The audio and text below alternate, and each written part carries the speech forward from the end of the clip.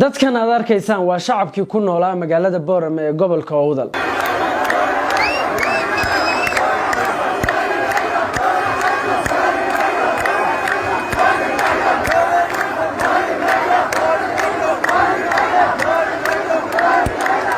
waxa ay ka gadoodsan yihiin oo ay ka banaan baxayaan arrintii dhawaanaha ay ku kacday xukuumadda Soomaaliland ee ahayd heshiiska badda ee Soomaaliland Itoobiya ay la gashay arrinta ayay ka gadoodsan yihiin oo ay ka banaan baxayaan waxay leeyihiin ma ogolin deegaankeenana diyaar uma aha dadkeeguna diyaar uma aha in badda qayb ka mid ama dhulka qayb ka mid ah nalaga qaato iyadoo dhul inta baaxadiisu ay la egtahay Itoobiya ay naga haysato haddana diyaar uma nihin ay leeyihiin waxaan rabaa muuqaalkan inaan uga jawaabo dad badan oo fariimo dirayay fariimahaas oo isugu jira hanjabaad canaan iyo waxyaabo kale inaan ugu jawaabo ayaan muuqaalkan u soo qaatay adeer dad baa waxay ii soo qorayeen oo leeyihiin Itoobiya dhulka ma qabsan karto haddii dhulka soo degto waxba kama qaadi karto ma qabsan karto hadalkaas waxaan u maleynayaa inuu yahay hadal qofka yiri uusan ka fiirsan ma qabsan karto markaad leedahay dhulka hadda ay haysato ma kula gorgortami kartaa adigu ma waxaad dhigi kartaa dhul Soomaaliyeed bad haysataa ii soo celi maad dhigi kartaa maya waayo waqti xaadirkan la joogo awoodna uma lihid aqliyadaadana way ka qaalib noqotay in aad dhulkaas adigu leedahay Itoobiya dhul badan bay naga haysataa Soomaali galbeed oo dhan dhulka ay degan tahay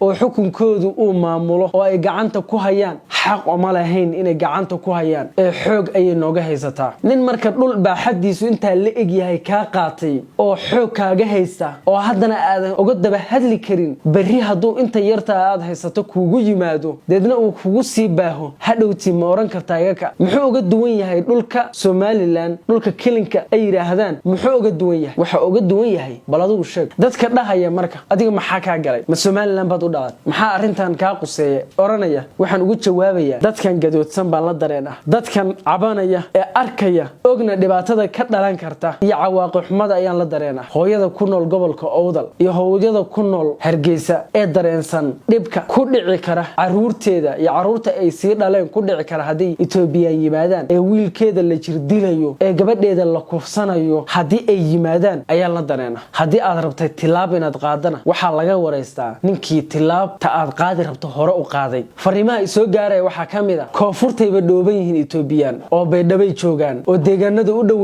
joogan oo Ilaahay kuma samadiide hiiraan qayb kamid ah joogan dhulkaaga aduu kala bax fariimaha ugu badan soo gaaray ahaayeen war ma ogtahay inta yartahay ay joogan dhibka ay ku hayaan oo ay koonfurta ka joogan dhibka ay ku hayaan shacbiga ma ogta ana marka waxa aan diidayaa waxa weeye koonfurtan inta ay ka joogan shacabka degan dhibka ay ku hayaan dadka reer Soomaaliland ayaan diidayaa dhibkaasi inuu bari adinka idinku dhaco waa waxa uga gubanayo warnajeynaya inta ay ka joogan inay ka baxaan oo laga saaro dhul badan bay naga haysataa dhulkaas baa hamigeenu yahay inaan soo ceshanay dhul kale ha naga siinina inaad siisaa iska daayay xitaa ha hunguri gelinina qof kasta oo wax garadihi xaaladda taagan iyo halka ay u socoto oo ay ku biyo shuban doonto waa uu dareemi karaa qofkii wax garada laakiin qof isagu ay u muuqato maanta sidee u qadaysaa ma fahmi kara xaaladda bari ah qofka cadawgaaga ahna waxa lagu yaqaanaa maanta qadadii uu asaga cuni lahaa miiska marka la soo saaro adigana aad soo fariisato wuxuu ogol yahay in qadadaadii iyo tiisiba aad isku darsato oo adiga aad cunto cadawgaaga maanta qadada maanta tiisa iyo taada inaad isku darsato waa ogol yahay laakiin muxuu ogol leeyahay bari inuu taada iyo tiisa isku darsado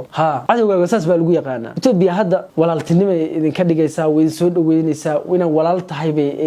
idin dareensiinaysaa waxa waaye inay Soomaalidan kale idinkaga dhowdahay idin dareensiinaysaa odayaasha reer Soomaaliland waxa ku qufulan oo maskaxdooda ka buuxda markii dawladda Soomaaliya nagu soo duushay Itoobiya way nagu soo dhaweysay xagee idinku soo dhaweysay waxa nagu soo dhaweysay har iyo dir dhaba iyo jigjigay nagu soo dhaweysay har iyo jigjiga iyo dir dhaba Soomaali baa lahayd dhul Soomaaliyeed baa lagu soo dhaweeyay waa dhulkii adiga ay ka qaateen kugu soo dhaweeyay ay sabab xataa kuma soo dhaweyn barigaas markaas hadda abaal bay noo galeen leeyahay aqalkaagi ay adiga ka kiciyeen bay yiraahdeen halkan ku soo dhawow bartan sii seexo inta maaragtay ninka walaalka ah ee aad la dagaalamayso halkan uga duul sideedana cadawga waligiis waa cadawga laakiin walaalka hadda dagaashaan waa heshiin kartaan laakiin cadawgaagu waxa uu ka leeyahay aragti fog oo ku soo afjara walaalkaana darbaaxada walaalka waa canaan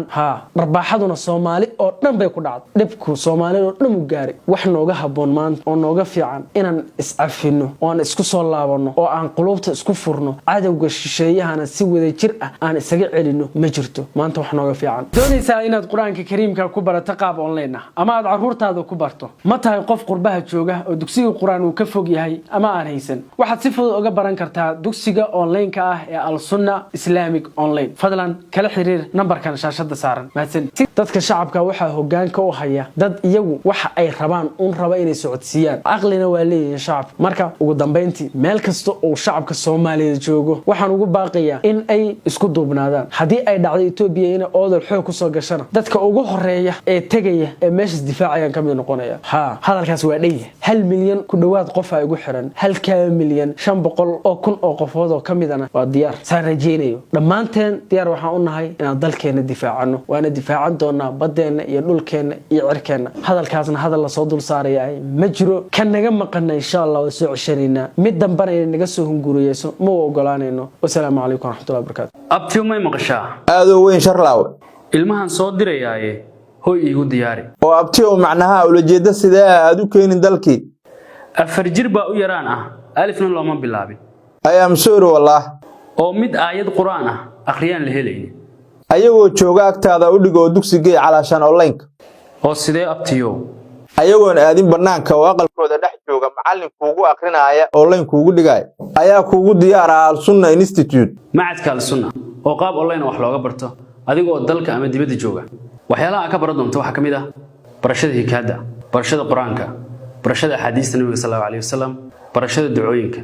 iyo guud ahaan waxyaalaha ku tacalluqa shariicada islaamka Al Sunna Institute wax ka baro adigoo jooga dalka ama dibadda kuna baro adigoo jooga gurigaaga wixii faafahintaas dheeri kala xiriir lambarada iyo Gmail-da shashada ku qoran